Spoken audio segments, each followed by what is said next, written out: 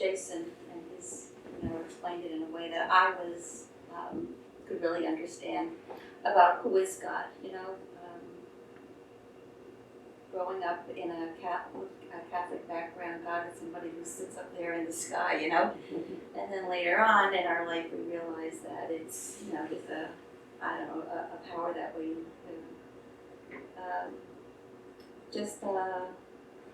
something that surrounds us all. And I was wondering how you would explain what God is. Yeah, that's very good, because for 20 some years, God wasn't even a word that is in my awareness. I never even talked to anybody or read anything about God, just not in the awareness at all. And now I would say I have a very close relationship with the Holy Spirit, who is the bridge for God, because the Holy Spirit, I can feel the Holy Spirit is in my own mind and it guides me in making decisions in my daily lives. The guidance comes through, sometimes just through a feeling, or sometimes through thoughts. Sometimes it's through other people or signs and symbols externally, but it always feels very tangible for me. Like Holy Spirit is with me. I can feel it. So, and God is really something. I also like this quote. It's not from the Course, but the quote actually goes, when you know yourself, you know God. You know God from going within, not from going without. Not trying to find it other in the sky or someone who judges us, but we find God from going within. Starting from really looking at how we feel in every moment,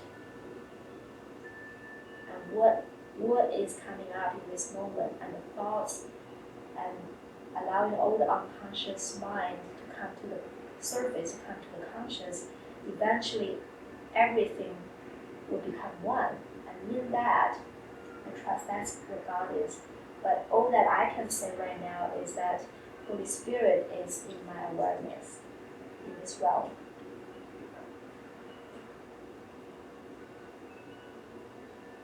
How about you, Jason? Do you want to add anything to that? I wonder what I said to you. Probably something like abstract love. That's how I think of that. God, it's something that you can't put into words. And the Holy Spirit is like the intermediary that kind of understands that abstraction and also understands the words and the condition that we find ourselves in. And that's why it's a good guide.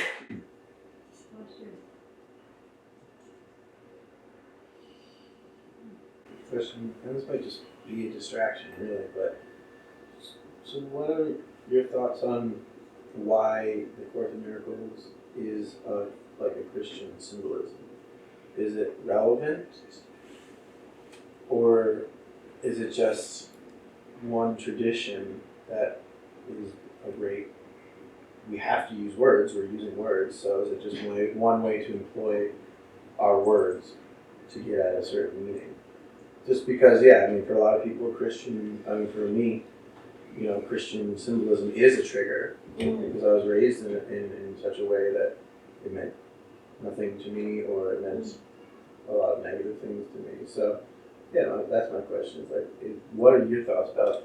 Is it a necessary employment of a Christian symbolism? Yeah.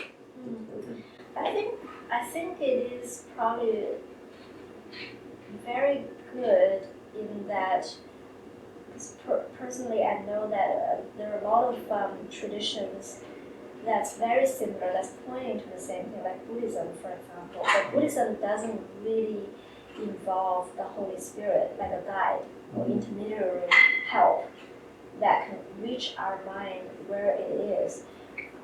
It actually basically saying, let's go to the void, go directly to the void, and just go into meditation and go to the Nirvana or beyond. So in that way, because of the uniqueness of of the Course and the help that it brings in, I do feel, the concept of Holy Spirit for me is very helpful to know that there is something that is in between and it actually is guiding me in this life. And also, not only Christian, this course is also in a language that is very close to psychology, and education is a course, has text and workbook lessons and teacher's manual as if it is a course, curriculum of some sort. And of course, it has something to do with the scribe who was a psychologist at the University of Columbia, who described it, described this whole thing. And she was into psychology, she was into education, but really, we just feel like the essence of it is very, very helpful. I know for myself, it's very helpful. The concepts that it introduced are very, very helpful.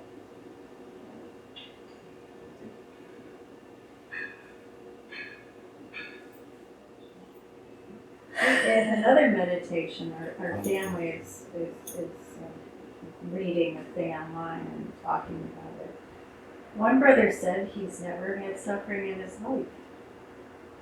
Another sister said, wow, that's incredible, because I've had 3 huge events in my life: losing my husband, another event, and almost dying. And that was really suffering. So it's interesting that, I think at this time people are feeling like they can grasp happiness every day. I'm not sure if it's a point of view or if it's maybe some people are lucky, and it's easier for them. Well, I never, before I came across A Course in Miracles, that was in my late 20s. I actually remember one day I was walking on the street and I had this realization I had never been happy my whole life, not a day. I could never say I was happy for at one time, sincerely, up until that point. And that actually surprised me.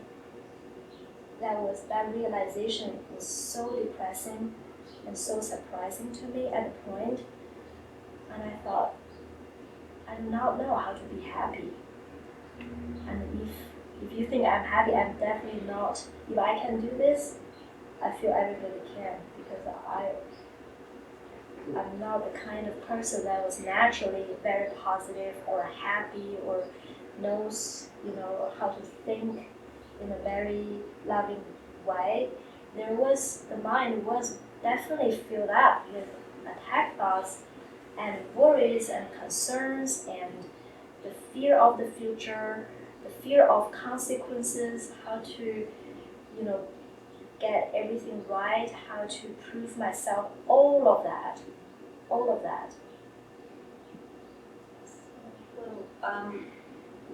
people do have hardships, but so maybe you're saying that if it is a hardship, you may not look at it as a hardship.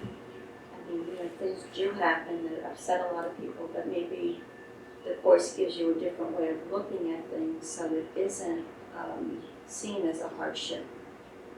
Yeah, there is no external hardship that is not from within. That is the key point to happiness. If we think external things are out of control, out of our own will, so to speak, and it's happening to us, then there is no way to be happy in that way of looking at things. What the Course is teaching us is not just a theory for us to accept, because nobody can accept a theory and be happy. We have to be able to be convinced through experience. And the experience that can really convince us is to start to see that everything that we perceive outside that is upsetting comes from an upsetting thought from within. And that is what we can work on. That gives us hope because the thought from within is something that we have control of. We can choose, to think upsetting thoughts, to think attack thoughts, or to think judgmental thoughts, or we can choose to think loving thoughts. And that is really the journey. That is really the turning point for anyone who said there is no hope to be happy all the time. That is a turning point. So what if someone does die in your life? Like you were saying, suffering, people do have tragedy here. Yeah. I mean, I had someone died in my life. My dad, who was very close to me, who battled with cancer for 10 years, died, but he is still here with me. The thing is, he died and then he came back to my dreams on a very regular basis to communicate with me so often that made me start to question this idea of death for real. Like, what is so scary about death? Is that because of stopping of communication, that we feel that we lose someone because we'll never be able to communicate with that person? Or what is so tragic about a body that is not present anymore? So I don't really see death as necessarily a tragic.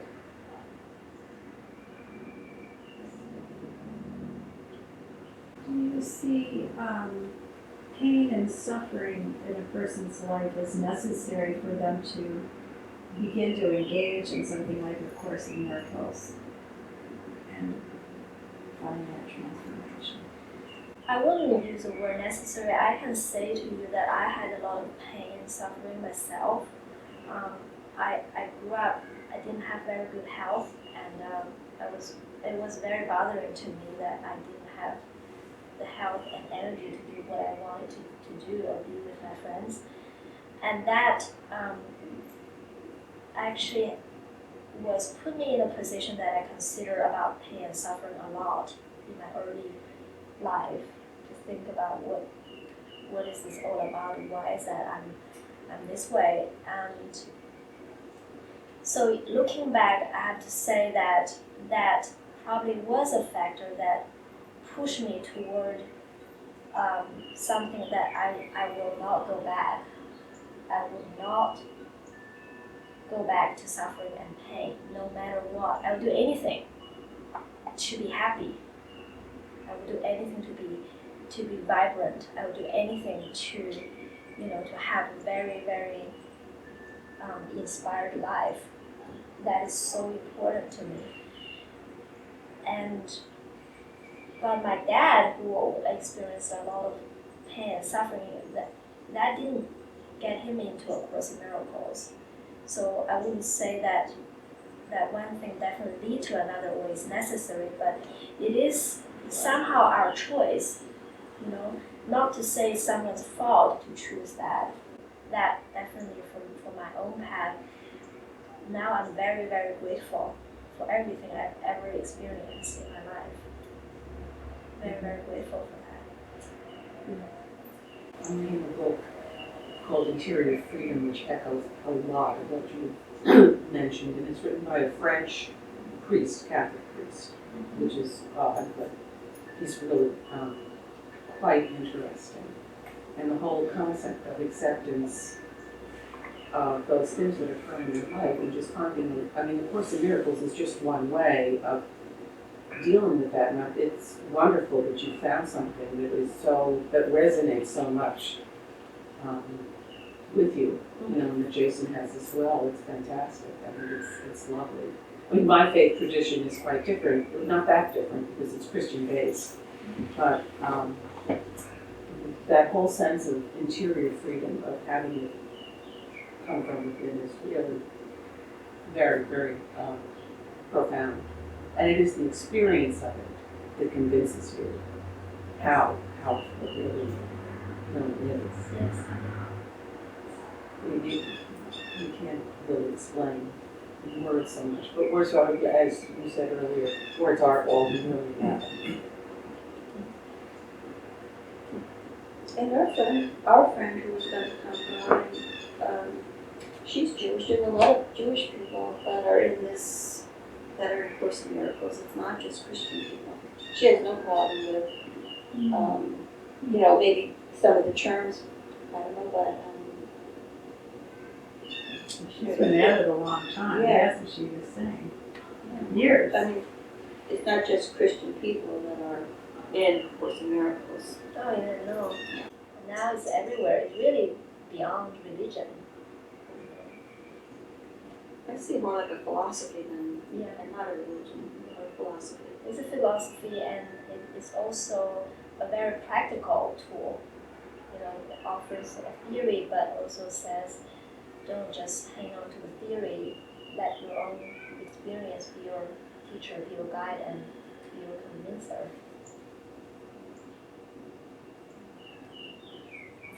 You use the phrase pray together or pray to find guidance. And I was wondering, prayer is personal, whether you meditate or walk on the beach or say a rosary. I was wondering if you could tell us about what does that mean within your group? Yeah. In our group, we don't really come together and sit together and pray like that. That you're not. Not really, but we do use the word a lot because our life is a very devotional life in that we really listen. We want to give our decision to the Spirit, to the Holy Spirit, and have Spirit provide us the guidance or the answer.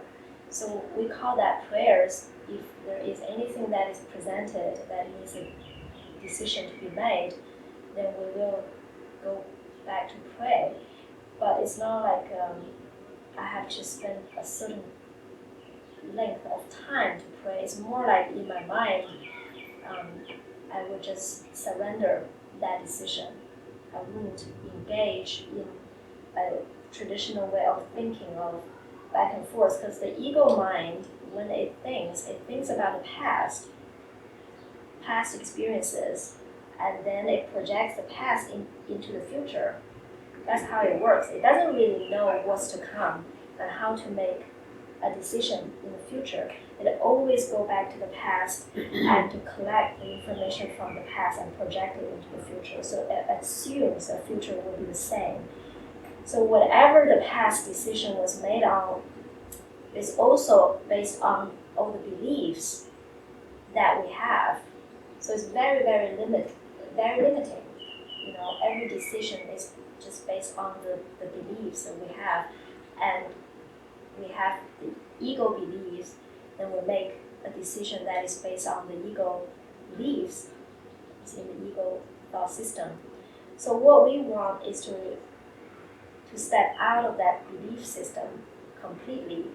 We want Holy Spirit to make decisions for us so that we don't have to repeat the past experience. We just want some present, new decision to be made. So we surrender in our mind. It's more like a surrender process than asking any specific. Just sort of a pragmatic question. As a community, as a faith community, or if you choose to call yourself that, I don't know. What is your livelihood? I mean, what is your outreach into the community? I mean, do you do something to support yourselves? I mean, are you you're amongst the trained dogs, for a livelihood? There are other traditions that have other sorts of outreach or social outreach or things like that, or do something and then sell something or do something to sort of, so that, because you need to eat, someone's paying electricity. I'm just curious what the livelihood is that you engage in. It comes from donations. And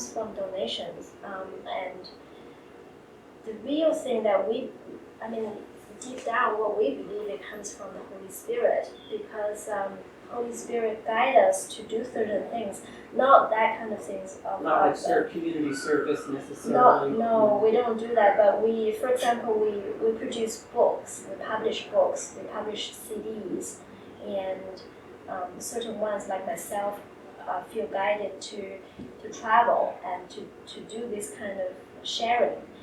I'm actually stopping here because I'm on the way to Europe. I'm flying to England tomorrow night, and then I'll be doing a 6-day silent retreat in England, then a series of gatherings and weekend retreats, and donations will come in that, and then we'll be supporting the whole community. But that is on the level of form. That's how money comes into the community. But really, I feel it's the Holy Spirit that is providing us with everything that we need. Because the Spirit is really guiding us toward forgiveness, like ultimate forgiveness, not just forgiving the upset with a person necessarily. It's forgiving the whole ego thought system, the whole egoic thought system that is really not reflective of our true identity. That's not reflective that everything is actually inside our mind, not external. So he is guiding us to achieve that goal of ultimate forgiveness, and everything that he's guiding us to, he will provide. So if he guides me to England, the money to buy the ticket will come to me, and it always works out. That's why we say that we actually live in divine providence, really transformed my belief in being sustained by myself and strive to earn money, to earn enough to support my own life and my own hobbies or future, to now it's very, very in the moment. I don't need to think too far ahead for the future. I just need to focus on what is the guidance for me now. And if I follow that, the means will be provided to achieve that. What's been the evolution of your relationship with your daughter and your ex-husband and your health problems? Yeah. Well, I was actually constantly in pain, physically, a very severe pain. Like sometimes it would reach the point of wanting to pass out, kind of severe pain, and it was very, very consistent in my life, and I couldn't find the reason for it. So there was no official medical treatment because there was no diagnosis of the cause of it. But that is completely gone, and the experience that I have is the pain and suffering, and I had very, very low energy. I couldn't really do a lot of things with my friends, and that was because I really didn't find my purpose in life. So I was very low on supply in terms of energy. I was not supported enough to actually do things. But that is completely shifted now. I feel very, very energetic, very healthy. I have absolutely no pain. Actually, the body becomes pretty neutral. The body supports me to do whatever function I need to do because there is such a big purpose in my mind and in my life that is way beyond sustaining this body or avoiding the body to get sick. It is so big. The purpose is actually to achieve forgiveness and to really find the love of God. And it's actually very, very mighty goal in my mind, and the body becomes something that is not really a concern for this mind, and because of that the body ceases to be a problem. It's very cooperative. It does exactly what needs to be done. It has, it doesn't attract my attention. There's nothing to me to even pay attention to this body because it is a tool and it's very helpful right now. Yeah. And with my mom, Yeah, it's very good. At the beginning, I think probably a lot of you can relate because you have a similar experience with JP. At the beginning, she was very devastated that because it did take me to physically leave Australia and to come to United States. And my mom, it was devastating for her that I divorced my ex-husband. It was devastating for her that I closed my business, quit my job, that I don't have a future guarantee anymore. And it's very devastating for her that I gave all my possessions and savings away, that I have absolutely no guarantee of any kind. And of course, then it feels devastating because she feels she lost all the hope that she can depend on me for the rest of her life too. And I become someone that she just can't get her hands around, like, are you still with me or you're not? I know I cannot rely on you physically anymore, but are you even emotionally someone that I can depend on? She wasn't sure anymore. So we did go through a phase where there was a lot of talking and communication, but it couldn't really go anywhere just because I couldn't really explain so well myself, and I didn't really have the experience that I can say with conviction that this path is right for me. I could only say at the time that I need to know, and I need to find out, and I need to find God. And I didn't really know more of, anything that I know I couldn't convince her. So it was back and forth communication, but in the end, I think it was over the years she was really watching me, and she realized that I really become more and more happy, and I live a very good life right now. She thought what could happen actually never happened, that I would be on the street. That never happened.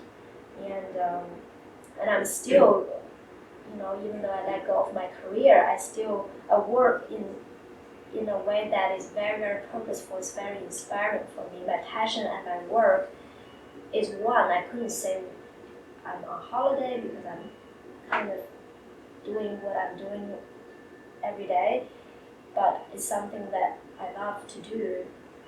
So she's very happy to see that, and I guess she also is going through her own transformation because she was very scared that without me, she wouldn't know how to live. Because my dad also passed away around that same time when I left Australia. So she thought she would be feeling too empty and lonely, but it didn't happen. Actually, she became too busy. She didn't really have time for me these days because she's so busy and having her new friends. So it works out really well, and I actually went back to China with David in 2011 for the first time to teach. And my mom she's an atheist like I was, and she didn't really know much about David's teaching or A Course in Miracles. She never read it. So when we first went back, David's teaching was actually translated into Mandarin for the first time and was put on the website. A lot of people could read it, and my mom actually went onto the website and read everything, and she came to me and she said, well, what David teaches is really insane. He said there is no world. David was saying there's no world outside, basically, but it's like what we think is really solid and is really outside is illusion. She said, he's saying there is no world. What is he talking about? If there's no world, if it is all illusion, then what is our relationship? What is a mother-daughter relationship? And so I thought, okay, I could have so many ways to answer. I don't know which way she's open to. So I was pausing for a little bit. Then when I opened my mouth, this thing that just came out of my mouth was very, very uncompromising. It was direct. It was just saying that this is like a dream. And it's like dream characters. You know, me and I are like two characters in the same dream, but the dreamer that actually is behind the scene that made up this whole universe, that is the mind, and we're going back toward that mind. And she really got it. I didn't really expect that at all. So after about an hour and a half talk, she actually, in the end, she was looking at me. She said, "So who am I is the only question, isn't it?" I said, "Yeah. So that was a very beautiful talk. And over the years, we also had a few other talks. I remember also another incident where I was just talking, I was visiting her actually, and we were on a train. And I said, I never asked her this question because she was probably just expressing a lot of anger to me at the time, but I said, what do you think now about the fact that I gave away all my money and all my possessions? And she just looked at me and said, courageous. And that's the end of it. She didn't really say more about it. But I just know that there's something that is changing in her own mind over the years as well, just as watching how I lived and my state of mind and my health. That is a big thing for her. It was very convincing for her to see that I become healthy. And I think that's also something that really convinced her. But in the end, I feel, I cannot convince anyone. Nobody can really convince anyone unless we are the living demonstration of the message. Our happiness convinces people. Our happiness shows that there is an answer. So that is exactly what I did, because the explanation in words really didn't go anywhere. But she's very happy now, and she's busy and she's happy. She's very joyful that I'm doing what I'm doing, and that allows her to actually dare to follow her dreams and have a life of her own. So she actually, I think, is in a very good state. And my husband actually got remarried and has a newborn baby recently. And I feel my love for him has never stopped, and actually, if anything, got stronger. But there was just no hang up like that. We had to stay in a relationship to maintain this love, and then everything that came together with that forcefulness to be together, and then my resentment toward him at the time for him not allowing me to go on this path, they're all gone. So what happened is, in my mind, it was very, very pristine, and knowing that my love for him will never die. It doesn't really matter what he feels to me or what he does to me. It doesn't matter. My love for him will never die, and that made me very, very happy.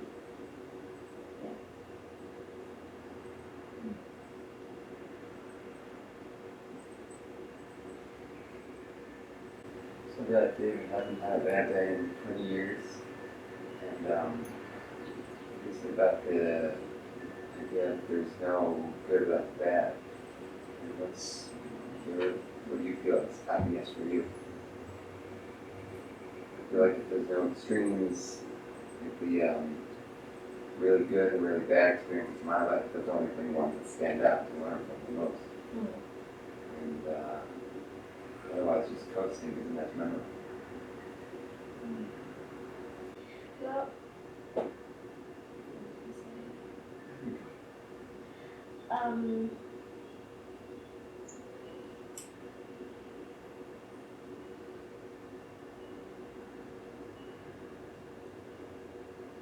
think the thing is, at this duality level, there is a judgment of what is good and what is bad.